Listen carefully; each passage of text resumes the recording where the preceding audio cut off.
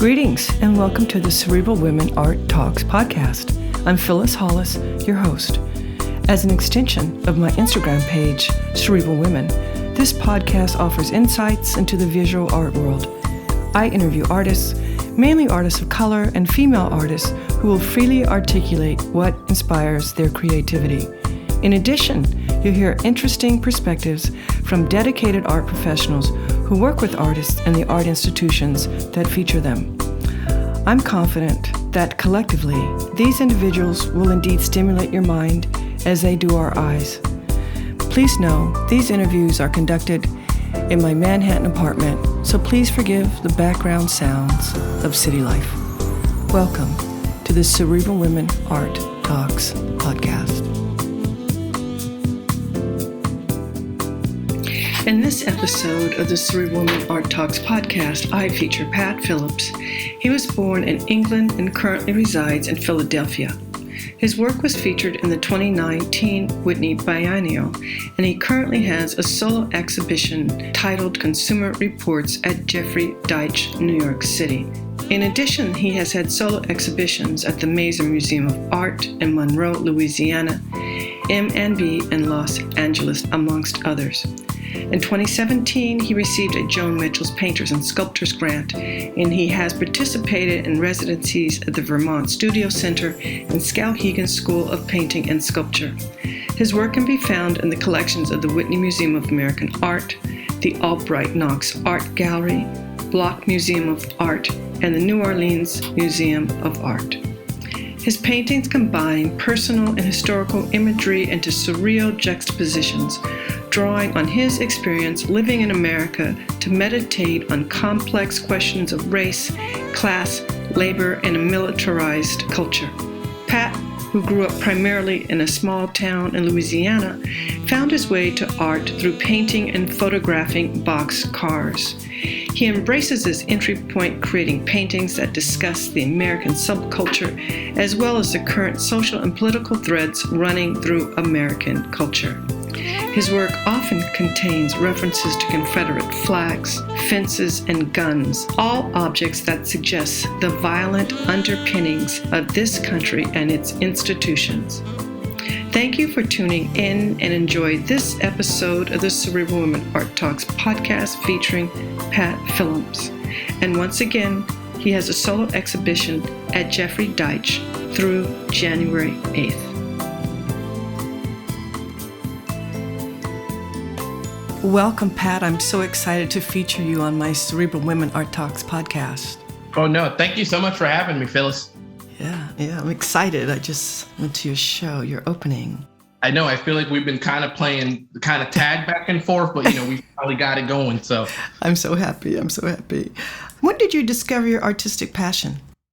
I always was kind of somebody who, like, as a kid was drawing, I can even remember, like, being, like, in elementary school, like, this whole contest of, like, who's the best drawer in class. And, that was always kind of something, my parents kind of encouraged. My mom was she collected, like, Yolanda sculptures and, Norman Rockwell prints and things like that. And my dad, he was, growing up, me and my brother, I have a brother who's 6 years older than me. We would actually bring my dad like Ninja Turtles and things like that. And he would just draw them, like my dad wasn't ever like a quote unquote artist, he was in the military, but, it was just always something kind of like said loosely in my household, whether it was through comic books or, my dad, hurry up and doing my book report, poster boards for me. That was always around. So, I always kind of had a knack for, wanting to draw and just kind of create images in my own kind of universes and stuff like that.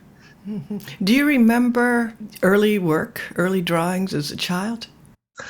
Some things, not so much, but I happen to kind of be a pack rat in a way. And like, I still have drawings from like third grade and stuff like that. Like, not that I obviously like wasn't collecting it thinking it would be of any value, now, but, I just always kind of held on to stuff like that, so I would, I was reading a lot of comic books back then, like Sam Keith and, Todd McFarlane, who did Spawn. And me and my friends would try to recreate our own comic books sometimes with our own characters.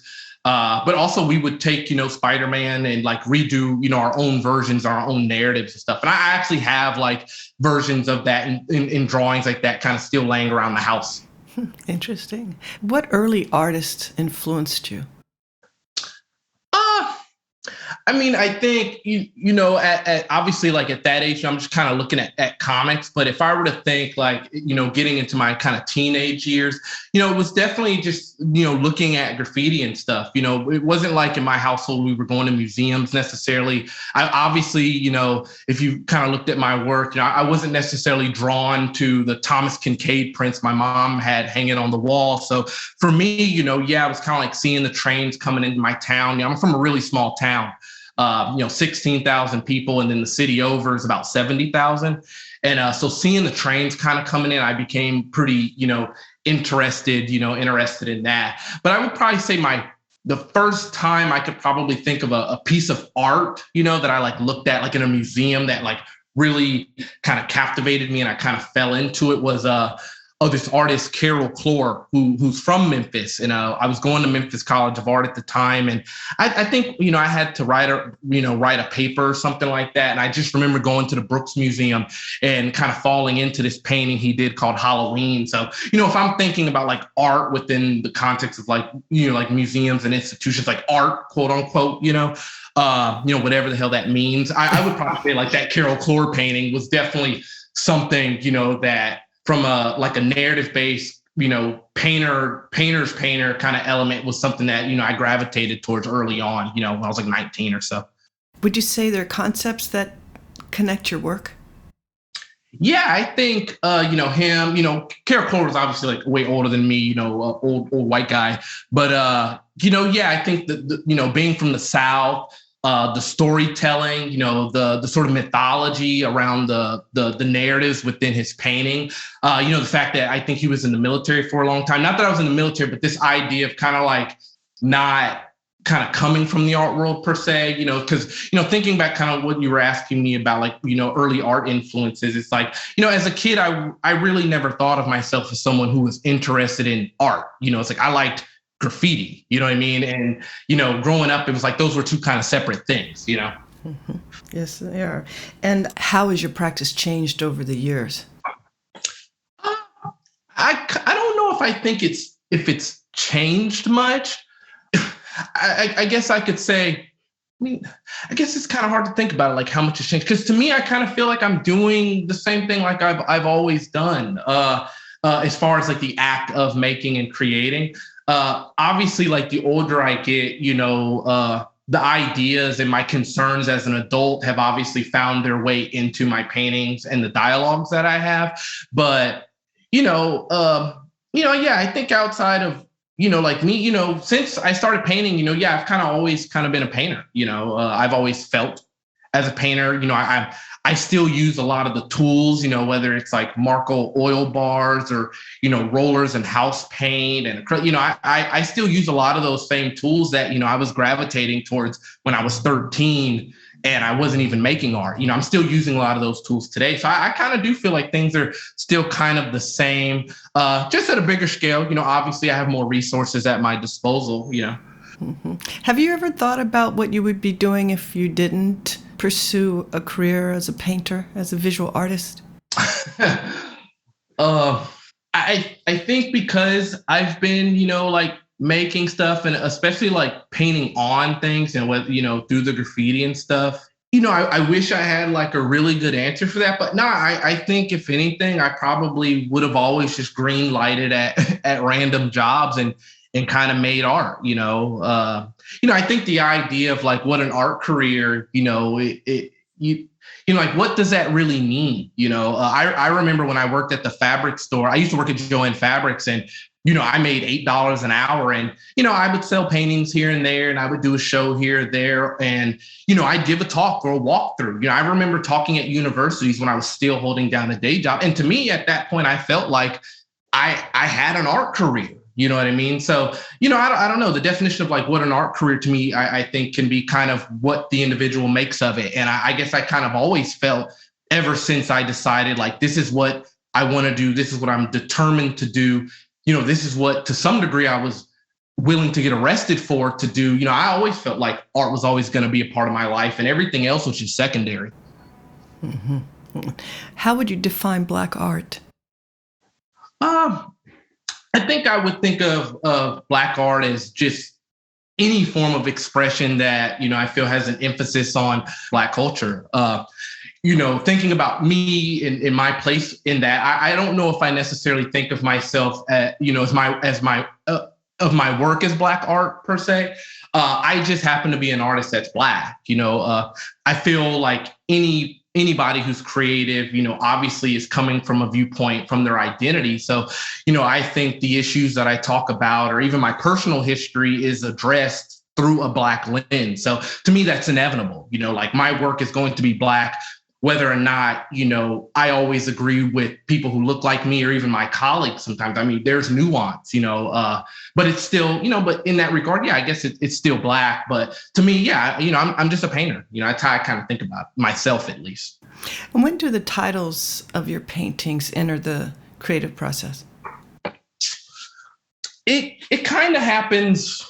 It can happen two ways. When I'm usually in the studio working, I listen to like a lot of music when I'm working. I pretty much, if I show up to the studio and there's I forgot my headphones, like I'm really not even trying to work, if I don't have music. So, I'm always listening to music, there's always ideas kind of running through my head. So sometimes, yeah, I might be working on a painting and, I'm just talking to myself and, the idea that the title might come there.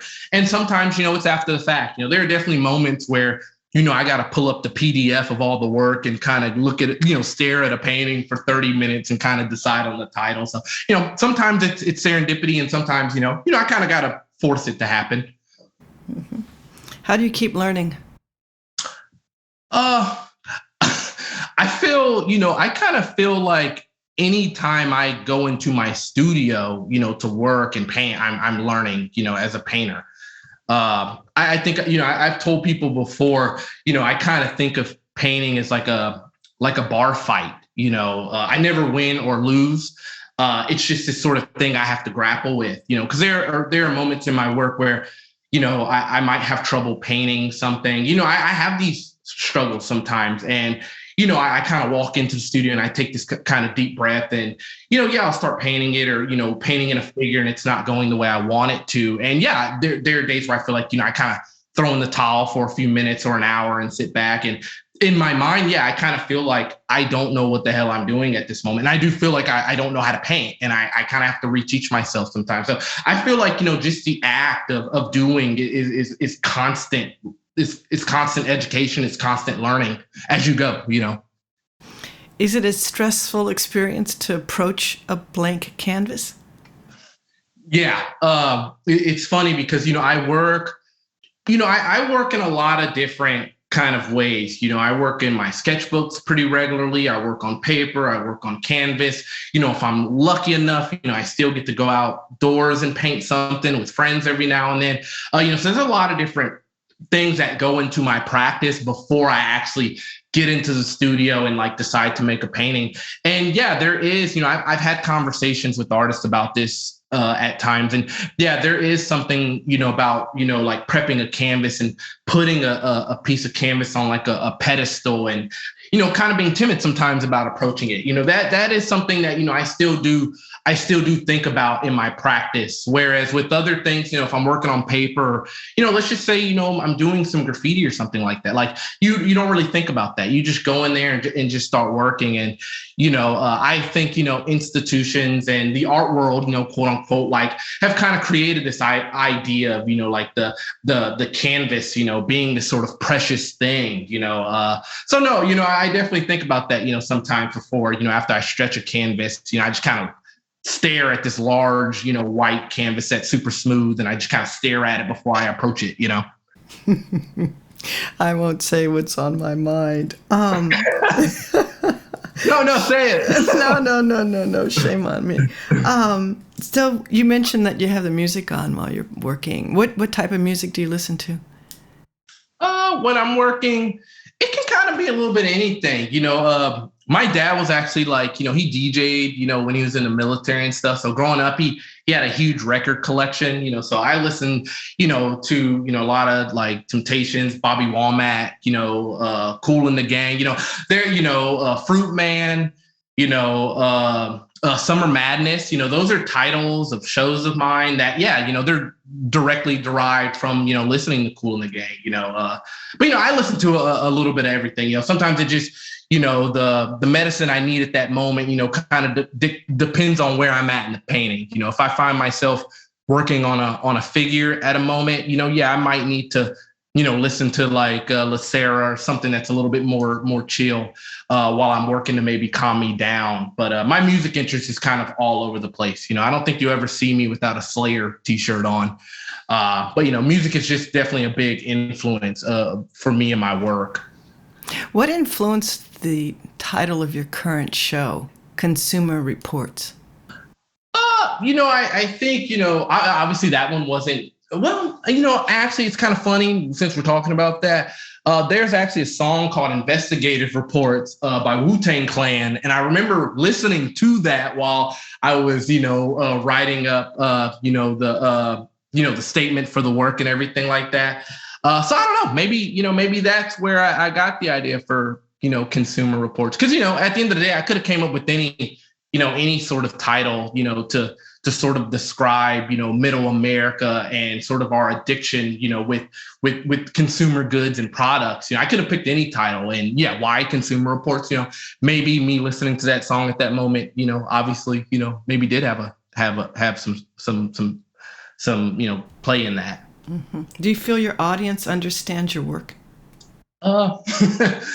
Yes and no. I think, there's a level of nuance in my work sometimes that I like to kind of keep things open. I think as a painter, I tell people a lot, if I was qualified at anything else, I probably wouldn't be a painter, going back to what we're talking about earlier, like, I don't know what I'd be, but, so I think for me, I try to have this open dialogue with people without necessarily like trying to beat them over the head with my beliefs. Obviously I do have biases and they obviously make their way in the work.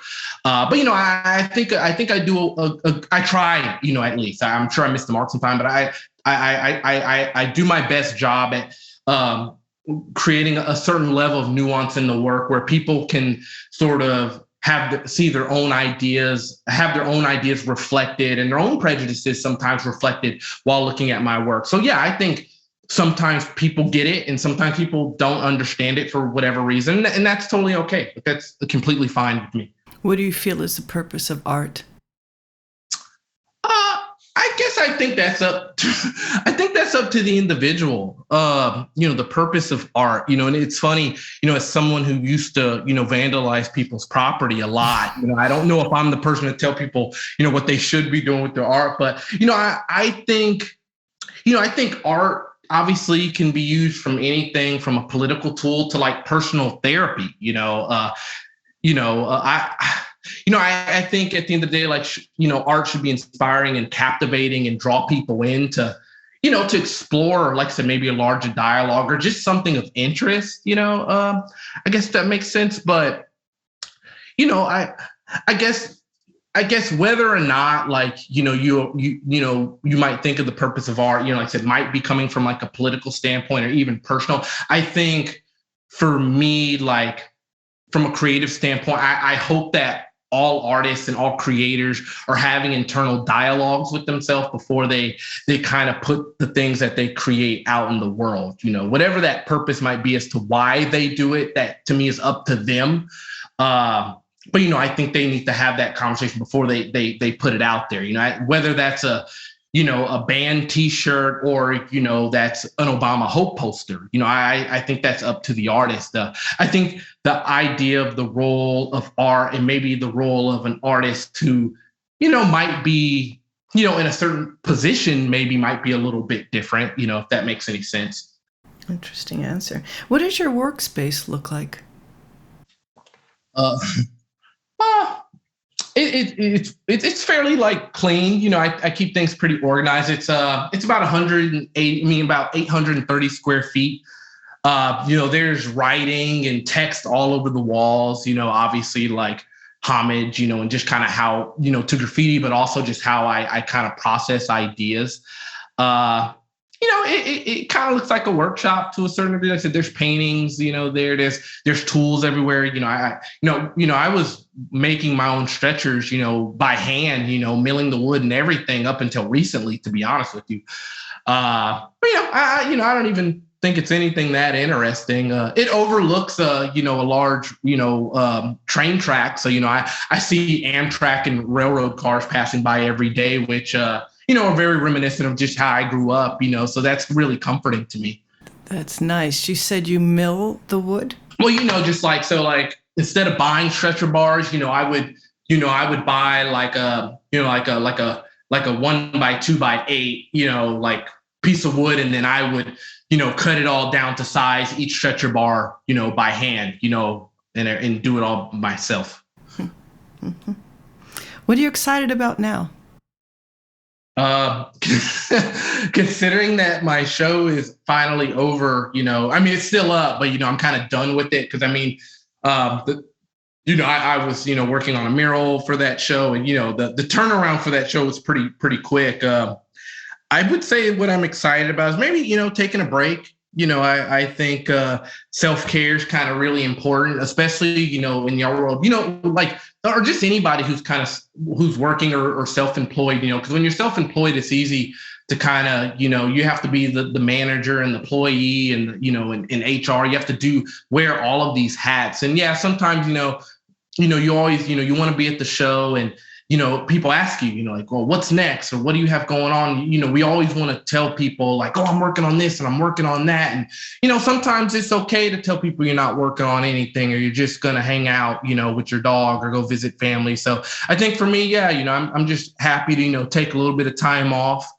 I don't know if you know the artist Lex Brown, roller skate with Lex Brown and Cody Brown, just have some time to myself, Yeah. It's so smart. You sound like you're very disciplined. I think there's a time and a place for everything, because especially when, I'm talking to artists who are in their 20s still, it's like, sure, I might go to my studio, at 9:00 and come back home for dinner by 5 or 6. But, when I was 23, I wasn't, moving like that. It was definitely very different, so. Time and place, That's great. So this has been a great interview. Your answers are fruitful. They're like full-bodied wine. So this is the last question, and that is, what do you feel is your role as an artist? I kind of think about that question kind of like, like what we asked about, like the purpose of art, the role of the artist, I think is what you had asked me or something like that. I think for me as an artist, my, first and foremost, honestly, my role is to create. My job is to make paintings, kind of like I said earlier, I am a painter, despite, the conversations I have in my work, the heavy-handedness at times, the charged imagery, and the conversations that I'm having, at the end of the day, I'm still a painter. I was making paintings and creating things way before, any galleries were interested, or, I remember one time I was on a political panel talking about politics. It's just I think my role for me, yes, is to be a creator, yeah. At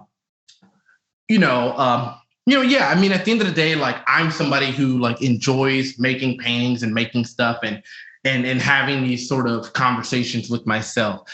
I think sometimes maybe the role as an artist, and maybe the role, and I said this kind of earlier, the role as somebody who might be in a different position might be, slightly different. I think there's some crossover, but, I do try to be very cautious now about my role as somebody, who has a platform to share ideas with a larger audience. If I think 10 years ago, maybe my role as an artist was, solely just to make art, spray paint on trains and do whatever the hell I wanted. Whereas now, I do think, I do have a certain level of responsibility to, have these tough dialogues, not just about not just my own internal, kind of bullshit, but have these tough dialogues with, people we share the planet with, whether that's, social issues or, anything to that caliber.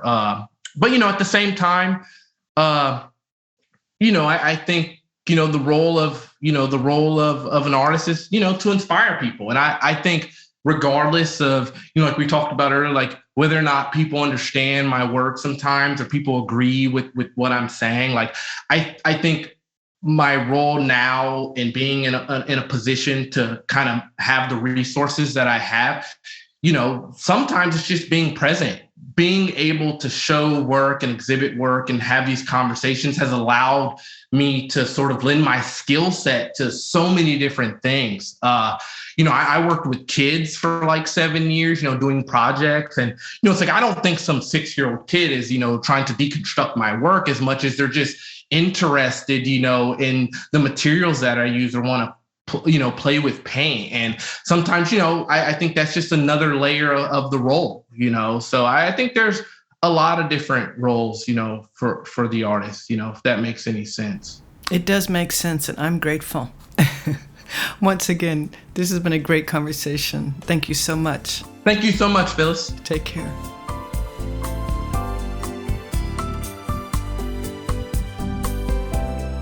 Thank you for listening to Cerebral Women Art Talks podcast. For additional content, please visit cerebralwomen.com and be sure to follow Cerebral Women on Instagram.